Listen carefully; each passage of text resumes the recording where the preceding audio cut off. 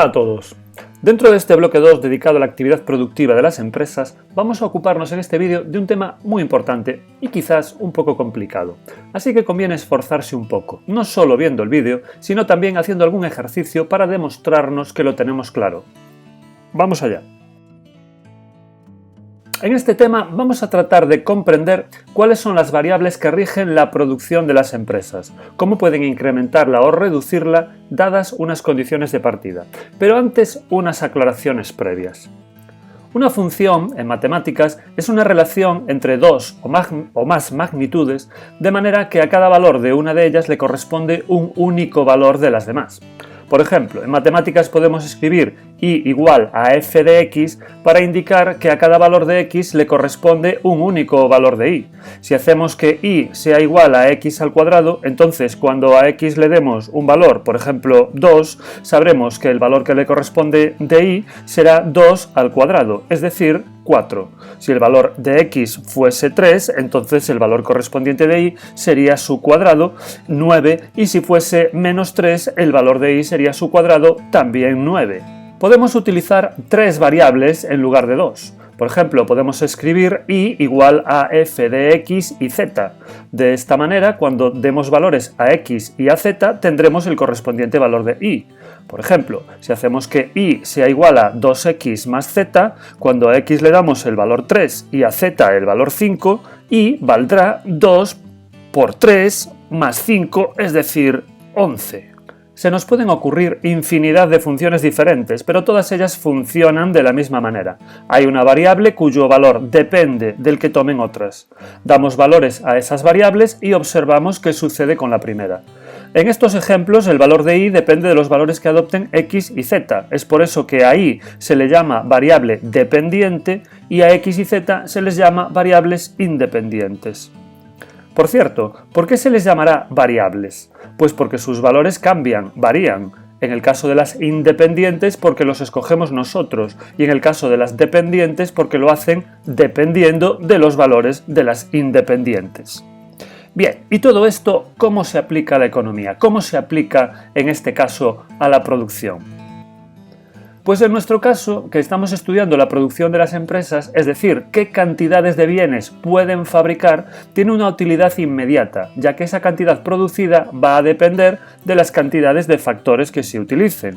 La producción, a la que nosotros llamamos Q, es función de las cantidades utilizadas de factores de producción, recursos naturales o capital natural, trabajo o recursos humanos y capital, maquinaria, instalaciones, construcciones.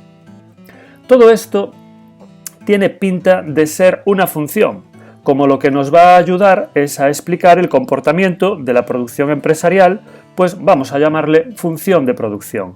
Pero es una función en toda regla, porque tiene sus variables independientes, las cantidades de factores, cuyo número podemos elegir a conveniencia, y tiene su variable dependiente, la producción, ya que depende de los valores que adopten las anteriores.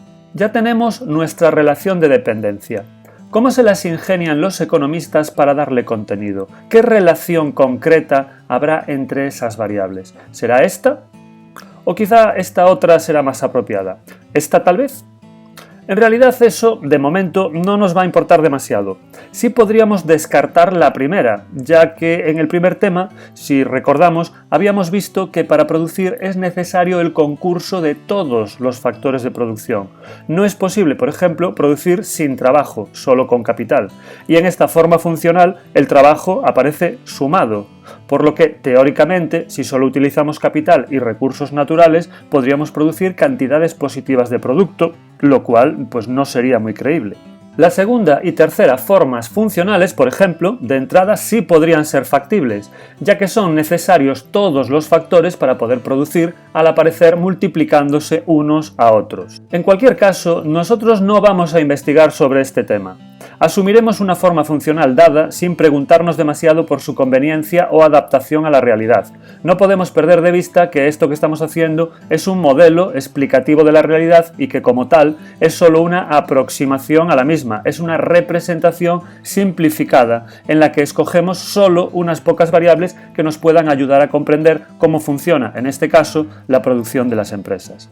no pretendemos capturarlo todo y en este nivel introductorio pues tendremos que hacer muchas concesiones y simplificaciones. La primera de esas simplificaciones será agregar los recursos naturales al capital o al trabajo, que para el caso es lo mismo. El caso es que desaparecen de nuestras funciones de producción. Mejor dicho, se diluyen en los otros dos factores que sí vamos a conservar, el capital físico y el trabajo. Así, la función de producción típica será aquella que hace depender la producción Q de la cantidad utilizada de capital y trabajo, K y L respectivamente. Bien, una vez que hemos asentado esto, vamos a ver cómo se comporta esa función de producción. No perdamos de vista que detrás de esa función hay una empresa que contrata y despide trabajadores, compra máquinas, construye edificio, monta instalaciones, etcétera, etcétera. Para verlo de forma más clara, lo que vamos es a utilizar un ejemplo, un hotel. En este caso, la producción será el número de huéspedes que el hotel puede atender por día. El capital serán las instalaciones del hotel, las habitaciones, comedores, cocinas, salas de entretenimiento. Para resumir, esta variable podemos representarla por la capacidad del hotel para recibir huéspedes, y esa capacidad se podría medir, por ejemplo, por el número de habitaciones.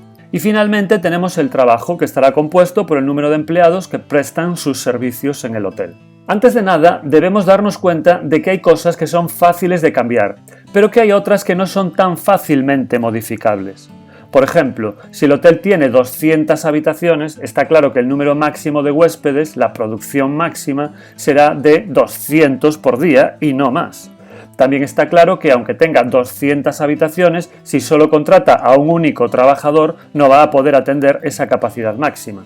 Por lo que la producción, es decir, el número de huéspedes diarios que va a poder atender, depende no solo del número de habitaciones, sino del número de empleados que contrate. A mayor número de trabajadores, mayor producción, mayor número de habitaciones que puede atender. En este punto vamos a introducir una distinción referente al tiempo. Hay cosas que se pueden modificar de forma rápida, pero hay otras que no. Por ejemplo, ¿podemos contratar rápidamente nuevos trabajadores? Parece que sí. Cuando comienza la temporada de verano y el hotel tiene más demanda de habitaciones, es necesario contratar más trabajadores si queremos tener más huéspedes. Eso se puede hacer con relativa rapidez.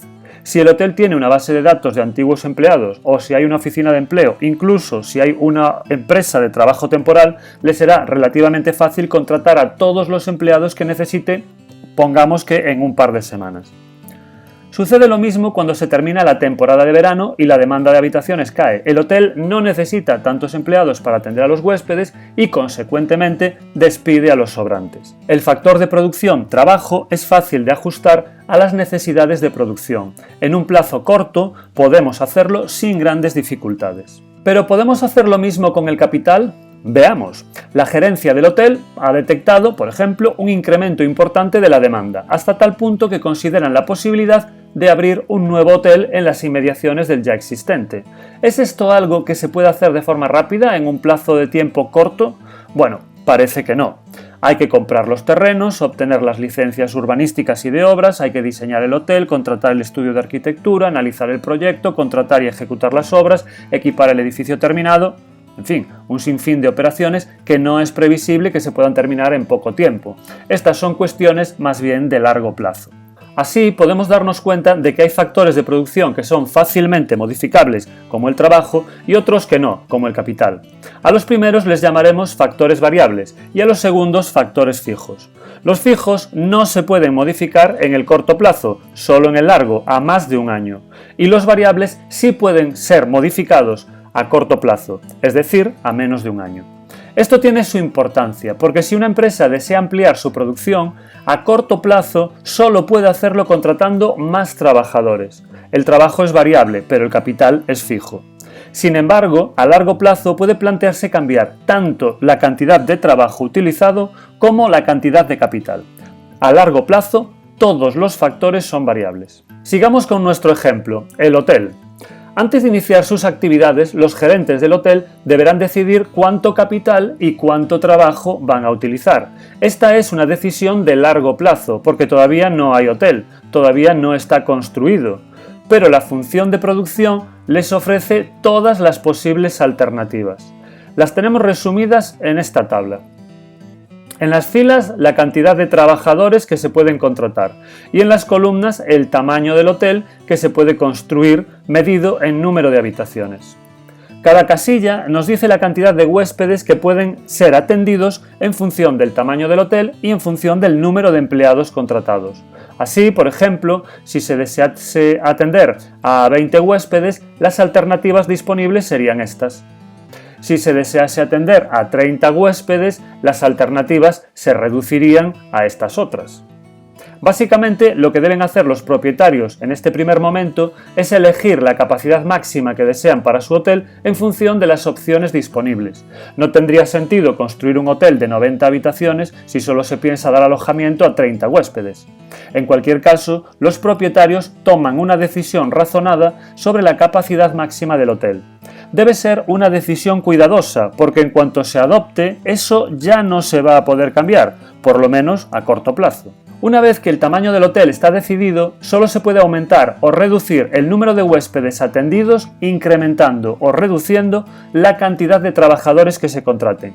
Así, si se ha decidido que el número de habitaciones construidas es de 40, ya solo podremos atender más o menos huéspedes moviéndonos por esta columna, es decir, contratando más o menos empleados.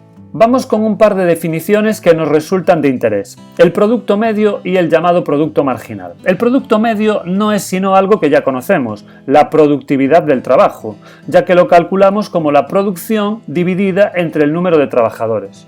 El producto marginal, por su parte, lo obtenemos al dividir el aumento de producción entre el incremento en el número de trabajadores. Es decir, que si la producción aumenta debido a la contratación de nuevos trabajadores, la razón o el cociente entre estos dos incrementos es el producto marginal. Se puede interpretar como la cantidad de producto añadida por ese último trabajador contratado. Por ejemplo, si con 30 habitaciones y 4 empleados atendemos a 20 huéspedes, y contratando a un empleado más, el número de huéspedes aumenta hasta los 22, podemos decir que ese último empleado ha posibilitado atender a 2 huéspedes más. Ese es su producto marginal, el incremento de producción 2 dividido por el incremento en el número de empleados 1, y ese cociente nos da el producto marginal, que es 2. Vamos a ver un ejemplo numérico y además vamos a representarlo. Antes de nada, decir que estamos en el corto plazo, es decir, que la cantidad de capital es inamovible. Si se quiere variar la producción, solo podemos hacerlo variando la cantidad de trabajo utilizada.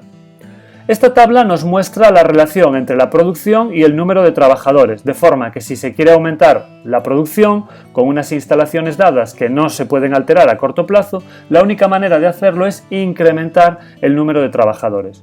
Tal vez se hagan turnos extra, tal vez se intensifique el trabajo o tal vez se aumente el ritmo de producción.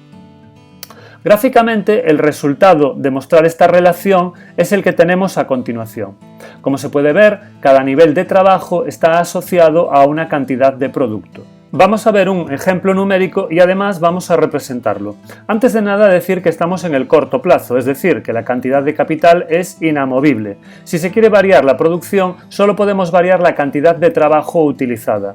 La tabla nos muestra la relación entre la producción y el número de trabajadores, de forma que si se quiere aumentar la producción con unas instalaciones dadas que no se pueden alterar en el corto plazo, la única manera de hacerlo es incrementar el número de trabajadores. Tal vez se hagan turnos extra, tal vez se intensifique el trabajo o tal vez se aumente el ritmo de producción. Gráficamente, el resultado de mostrar esta relación es el que tenemos a continuación. Como se puede ver, cada nivel de trabajo está asociado a una cantidad de producto. La cantidad producida aumenta con gran rapidez hasta los 40 trabajadores. Los mismos incrementos de trabajo que van de 10 en 10 trabajadores generan diferentes incrementos en la producción. Primero esta crece lentamente, pero luego lo hace en mayor cuantía. A partir de 50 trabajadores, la producción sigue aumentando, pero cada vez a menor ritmo. Incluso se vuelve negativa a partir del 100º trabajador. ¿Cómo se explica este comportamiento? Bueno, los primeros trabajadores, al poder especializarse, son capaces de aumentar la producción cada vez en mayor medida, pero a medida que aumenta el número de trabajadores actuando sobre una cantidad de capital dada que no puede aumentar, ya que estamos en el corto plazo, la productividad se estanca e incluso puede retroceder. Llega un punto en el que por muchos trabajadores que sumemos a una máquina, ésta no puede pasar su tiempo operativo máximo. Esta última propiedad nos la muestran los llamados producto medio y producto marginal. El producto medio es el resultado de dividir la producción entre el número de trabajadores. Si hacemos las operaciones correspondientes con los datos de la tabla que vimos antes, los resultados que obtenemos son estos. Podemos observar que el resultado es creciente hasta el 60º trabajador y a partir de ahí comienza a disminuir. El producto marginal lo que mide son las aportaciones de cada trabajador a la producción. Así se obtiene dividiendo los incrementos de producción entre los incrementos en el uso de trabajo.